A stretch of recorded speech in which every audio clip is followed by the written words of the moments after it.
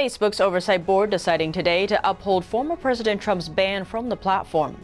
The responses split along party lines. Trump launched his own communications platform of sorts. This is after he was banned from Twitter and other social media groups. And Treasury Secretary Janet Yellen says the Federal Reserve may have to raise interest rates to prevent the economy from overheating if President Biden's multiple spending bills are implemented. But she's still not concerned about inflation. But not everyone agrees. Tune in to Deep Dive as we explore these topics and more. Hello and welcome. This is Deep Dive and I'm Tiffany Meier. Let's kick off with big tech. Facebook's Oversight Board has made a decision. Former President Trump's ban from the platform stays.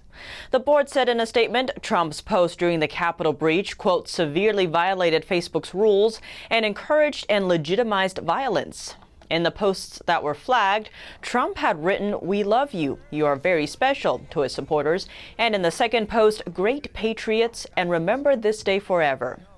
The board said those posts violated Facebook's rules against praising or supporting people engaged in violence. It also found that Facebook had violated its own rules by making the suspension indefinite. The board wrote, Facebook cannot make up the rules as it goes, and anyone concerned about its power should be concerned about allowing this. Having clear rules that apply to all users and Facebook is essential for ensuring the company treats users fairly. This is what the board stands for. The board ended by urging Facebook to conduct a review into its contribution to the narrative of electoral fraud and political tensions that led to the events of January 6th. This should look at Facebook's design and policy choices that may allow its platform to be abused. Responses to the decision mostly split along party lines. The House Judiciary GOP issued one word in response: pathetic. While Pennsylvania's Democratic Representative Mary Gay Scanlon called it a small act of accountability, but she says more needs to be done. The Facebook Oversight Board was established last year. The board's wide-ranging powers allow it to overrule Facebook. In other words, it's a court. Trump launched a space on his website Tuesday where he can post messages that can be shared by others to social media sites. The platform is on Trump's personal website, and it includes social media-like posts that can be shared to Facebook and Twitter, where he is still banned. A video introducing the platform says it's a place to speak freely and safely straight from the desk of Donald J. Trump. Currently, it is not possible to create user accounts or reply to Trump's post. Trump is the only one posting so far. It is not clear whether it will be developed into a full-fledged social media website. A source familiar with the matter said it was built by Campaign Nucleus, a company founded by a former Trump campaign manager. Facebook did not immediately respond to a request for comment on how it would treat posts shared from the site.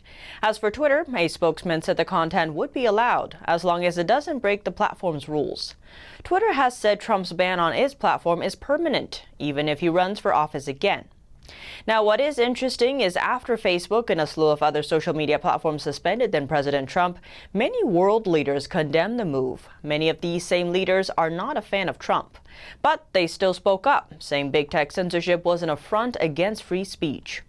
German Chancellor Angela Merkel called Twitter's ban problematic at the time, describing freedom of opinion as an essential right. Merkel's spokesperson said this fundamental right can be intervened in, but according to the law and within the framework defined by legislatures, not according to a decision by the management of social media platforms. Members of the French government agreed. The junior minister for European Union Affairs said he was shocked a private company made this kind of decision, something he said should be decided by citizens, not a CEO. Norway's left-wing Labour Party leader added that big tech censorship threatens political freedom around the world, while acting Prime Minister Michael McCormack said he is not one who believes in that sort of censorship. Mexican President Manuel Lopez Obrador and Russian opposition leader Alexei Navalny also echoed the message. Poland's prime minister also denounced big tech silencing President Trump's social media accounts. He said back in January, algorithms or the owners of corporate giants should not decide which views are right and which are not, adding there is no and can be no consent to censorship. Without mentioning Trump by name, he said freedom of speech is the salt of democracy. For that reason, we must defend it, adding the owners of social media platforms cannot act above the law. Poland is set to introduce laws to protect freedom of speech on the internet, adopting the appropriate national laws to regulate the operations of Facebook, Twitter, Instagram, and other similar platforms. The Polish Prime Minister said discussion consists in the exchange of views, not in silencing people. We do not have to agree with what our opponents write, but we cannot forbid anyone from expressing views that do not contravene the law. Poland is no stranger to censorship, as the country felt the effects firsthand for 45 years under communist rule. The Prime Minister noted when the country was told what they could or couldn't think, adding, "That is why we are so concerned with any attempt to limit freedom." Big Tech still seeing pushback. The Heritage Foundation announced Tuesday it will no longer take donations from Big Tech. The Heritage Foundation pledged to refuse funds from big tech companies, quote, as long as they continue to suppress conservative viewpoints. The announcement states the Heritage Foundation will not, in good conscience, accept money from companies that repeatedly and blatantly attempt to silence conservative speech they don't agree with. It goes on to state, every time a new case of censorship comes to light, these companies trot out excuses and promises to do better. Enough is enough. Outgoing Foundation President Casey James said, I stand united with other conservative leaders against big tech censorship of conservative voices. This comes weeks after the conservative think tank declined donations from Google and Facebook because of the company censoring of persons and groups with conservative points of view. The Public Policy Research Institute turned down a $225,000 donation from Google and returned a $150,000 donation from Facebook in October of 2020. And recently, 7 House Republicans also rejected donations from big tech. The top Republican on the House Antitrust Panel, Representative Ken Buck, is leading the 7 House GOP members in the Pledge for America. Rolled out recently, the goal is to stay away from campaign donations from the likes of Facebook, Google, Amazon, Apple, and Twitter. According to a report by nonprofit consumer advocacy group Public Citizen, these companies are among the biggest contributors to political campaigns and lobbying spendings in the country. The report found big tech broke its own records during the 2020 election cycle, spending a whopping $124 million in lobbying and campaign contributions. Most of that came from Amazon and Facebook. The report noted from 2018 to 2020, Amazon increased spending by 30%, while Facebook added an astounding 56% to its Washington investment.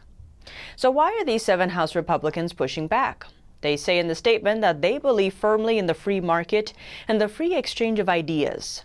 They say the likes of Facebook, Google, Amazon, Apple, and Twitter have reached monopoly status and thus violate their convictions. The 7 are Representative Chip Roy of Texas, Greg Stoiber of Florida, Ralph Norman of South Carolina, Dan Bishop of North Carolina, Burgess Owens of Utah, and Andy Biggs of Arizona.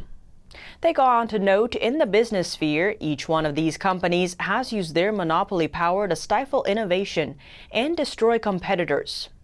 For example, Google removed itself from consideration for U.S. Department of Defense contracts worth $10 billion, citing that U.S. military projects contradict its corporate values, but then collaborated with the Chinese government to develop a censored version of the Google search engine called the Dragonfly experiment.